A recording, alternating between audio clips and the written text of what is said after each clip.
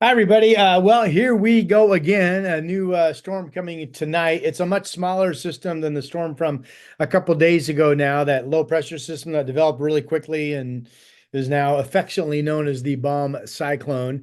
This one takes a similar path, but again, much weaker. So here's a great shot of the visible satellite picture from earlier today. I'm coming to you early afternoon. What time is it anyway? It is 1:45 on this Thursday afternoon.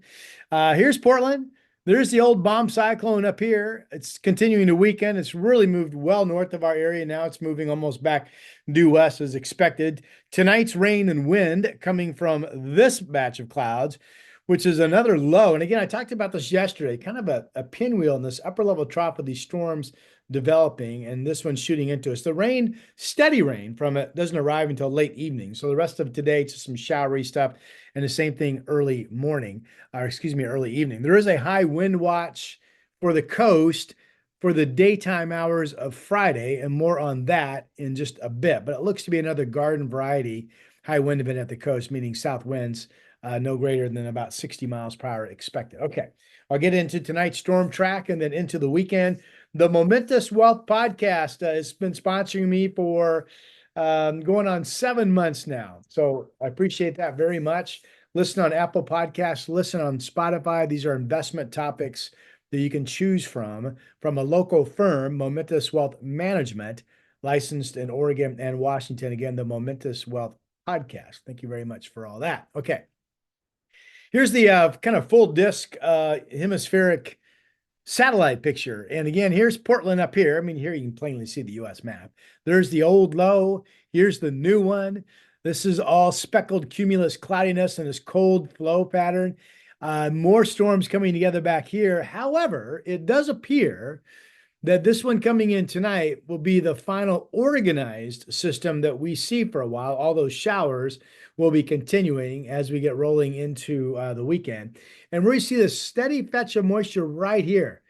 That is still the main moisture train, dumping more heavy rain and mountain snow today in California. As far as I know, the Siskiyou Summit, which was closed at times yesterday on I-5 into California, has been back open today, but still, it has looked like a snowy mess at times.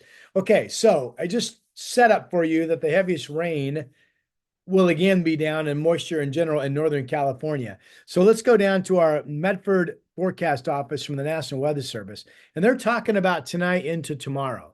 Rogue Valley, they say round two of strong winds, 10 p.m. tonight to 1 p.m. Friday. Sustained winds 20 to 35, gusts to 45. Shasta Valley going down into Northern California, sustaining winds 25 to 40, gusts to 60. And if you look at their watch warning map, again, this is the Medford area for southwestern Medford, excuse me, the Oregon area in southwest Oregon for the Medford forecast area into Northern California. I'll get it right. You can see the winter storm warnings for the mountains. You can see the flood warnings for heavy rain, all kinds of wind advisories. So FYI, if you're traveling Friday, tomorrow, it'll be rough again going down to California. But I will tell you that the snow levels eventually on Friday will jump up to above passes, and it will be all rain over the Siskiyou Summit eventually during the day on Friday. But obviously, check conditions, lots of watches and warnings going on that direction with this next system coming in overnight tonight and Friday. Okay, this is going to show you the wind. Now, remember, we have the wind watch, and I'm not positive the Weather Service is going to upgrade it to a warning. I think the confidence level is so-so, but they may. Right now, they've got the wind watch up for the daytime hours of Friday. To me, as a forecaster, the strongest wind threat is anywhere along the coast, south winds, from 7 a.m. tomorrow morning through about 1 in the afternoon. All right, this is the American GFS model. We're talking winds. This is 5 o'clock this afternoon. Yeah, not much going on, right? But now I'm going to play this. Now we're getting into the evening. Here is right about midnight tonight. So up until midnight tonight, as that low approaches, the winds are mostly from the east, coming through the gorge, blowing from the valley toward the coast and down the coast range. So we don't really have a fear. I mean, the gorge this evening overnight, you could have some 30 to 40 mile per hour east wind gusts, right? Nothing unusual. But when the winds switch to the south, that's when any wind threat starts to heighten. And again, this is about midnight tonight. So notice this red area down in southern Oregon. This is all generally 50 mile per hour potential for winds. There's a 68 mile per hour gust. There's a 49 mile per hour gust down on the extreme southern Oregon coast. So let me play this. Now, notice as I played into 5 o'clock in the morning, this initial area kind of backs off. We've got some south winds again racing up in the parts of south central Oregon. This is east winds still blowing in the gorge, 20 to 23, but otherwise winds are pretty light. This is 5 in the morning. Now, remember the main threat for wind along the coast, 7 a.m. through about 1 p.m. So this is 7 o'clock in the morning. And here's a little surge of wind. The strongest winds of the darker orange colors out to sea, which is where this low center will be.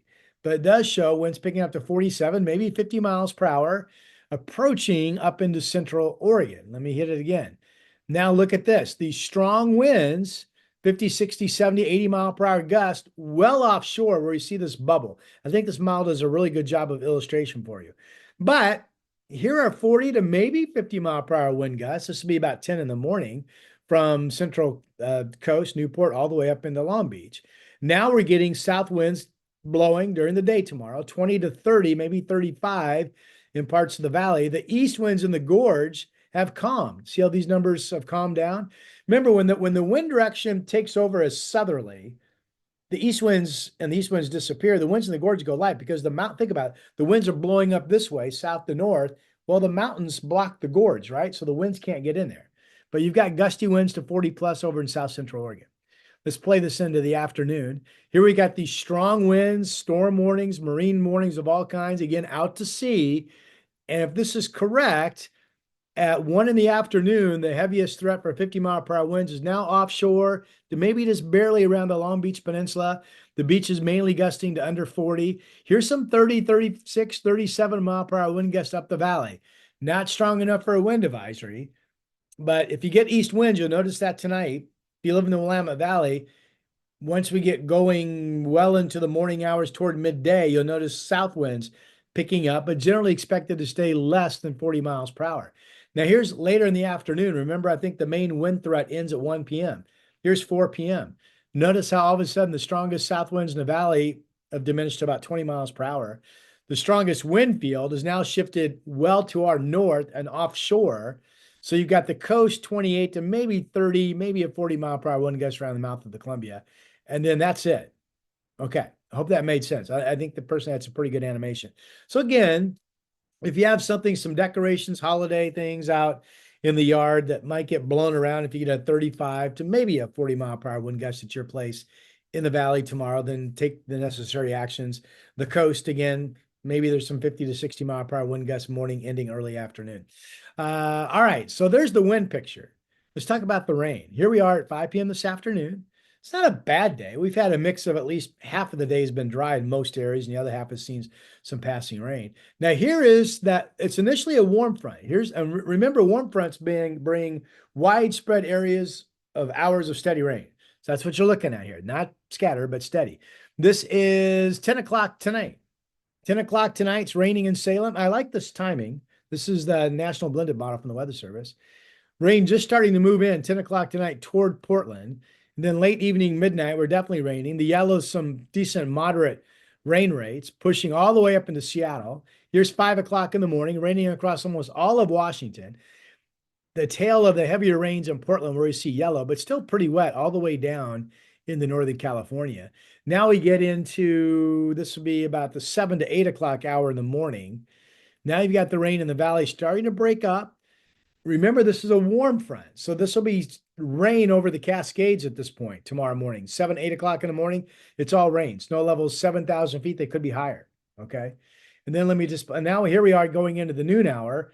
Now we're really out of the main rain shield and we're just looking at showers. Here we are later in the day at 5 p.m. Showery weather across much of Oregon and Washington. Here's the big rain shield where the low is. And out here's where that wind field is at 5 p.m. Still very wet across much of the western Washington, but my story into Oregon is just all scattered. And then Friday night, this continues to break up and move away. Now this does show that we've got a return flow of moisture Friday overnight out across eastern areas. But again, this will be fairly warm with rising snow levels, so it will be rain. Once we get into the day Saturday, I think everything's going to be scattered that we're dealing with. So how much moisture?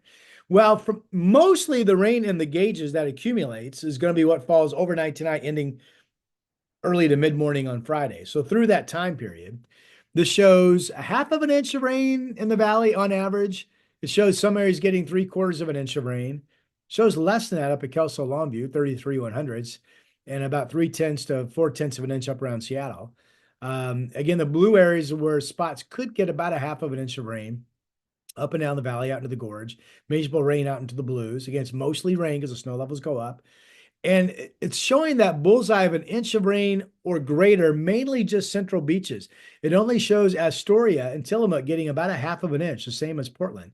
But if you're watching me from North Bend, Coos Bay, down the southwestern quadrant of our state, this is where you get into the heavy bullseye of moisture. Here's a 4.46. Now you're getting into 5, 6, 7, 8 inches of moisture in the mountains, liquid up in Northern California. Again, check conditions. Remember all the watches and warnings in Northern California if you're traveling that way during the day tomorrow. Okay.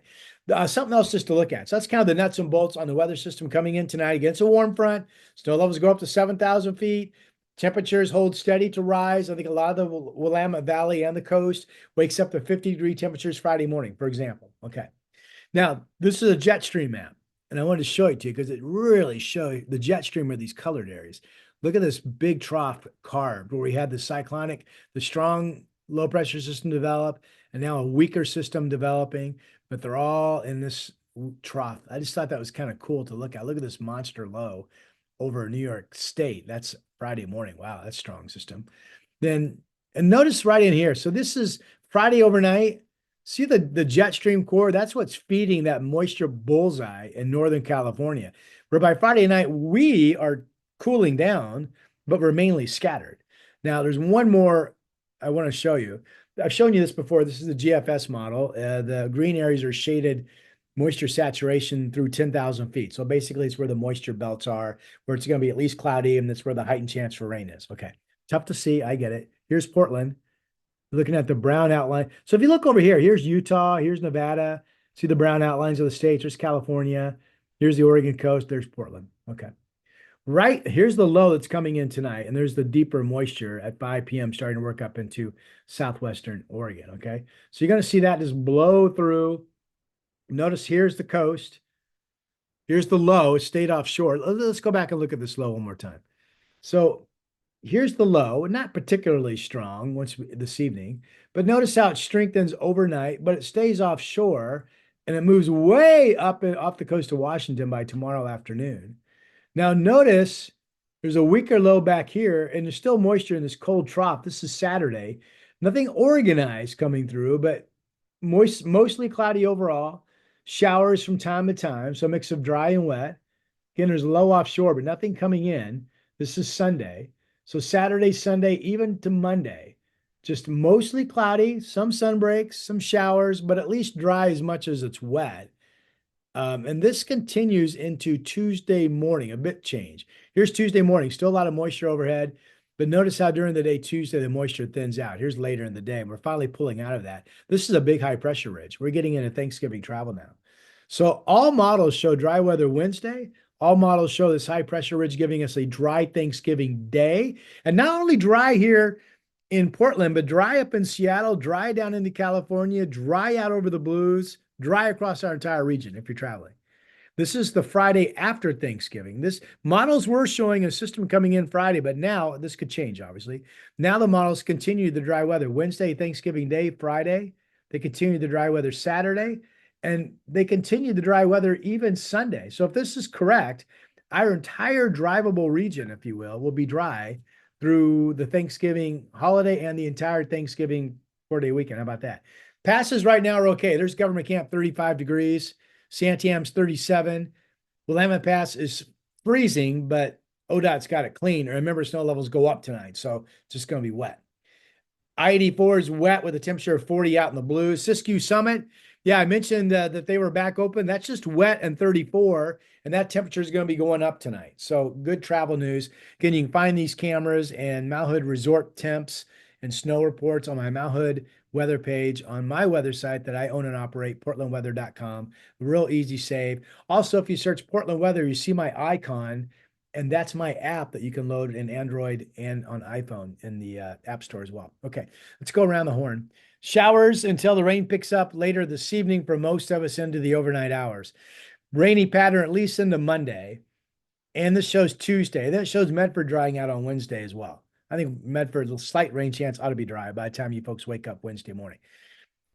Generally above freezing at night. This is Medford. High temperatures in the 50s. Okay.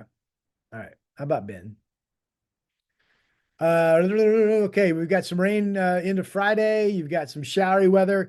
Notice Central Oregon, 20 degrees at night or in the 20s with snow showers, daytime highs in the 40s for rain showers. That's this weekend, Saturday and Sunday. And then Monday, Tuesday, a chance of rain into Tuesday, then all dry, mostly sunny and 41 on Wednesday. Okay, that totally jives with what we've been talking about, right? Seattle, rainy pattern, at least into Tuesday. They should be drying out on Wednesday. I bet you that's a really slight chance of rain on Wednesday. Above freezing at night. All right, here's Salem. Had somebody just recently say, Rod, you got to show Salem, the beautiful capital city of Oregon. All right.